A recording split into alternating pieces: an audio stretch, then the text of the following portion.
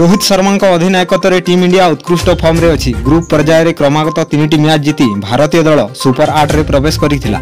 वर्तमान सुपर 8 रे team India रो प्रथम मैच अफगानिस्तान दल विपक्ष रे हेबो। रशीद खान का नेतृत्व रे अफगानिस्तान दल मध्य ग्रुप पर्याय रे न्यूजीलैंड भली एक बड़ दल को परास्त करी 3टी मैच जीतिथिला।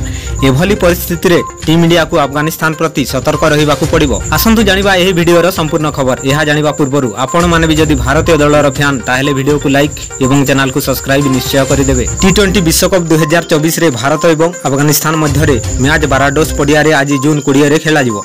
भारतीय दल आज पर्यंत टी20 अंतर्जातीय क्रिकेट रे अफगानिस्तान विपक्ष रे पराजयर सम्मुखीन होई नाही। टी20 विश्वकप 2024 रे भारत एवं अफगानिस्तान मध्य रे राति 8 रे आरंभ हेबो। एही मैच रे टॉस संध्या 7:30 रे हेबो। आसंतु जानिबा भारतीय दल रे रोहित शर्मा केउ खेलाली को सुजोग दैछंती।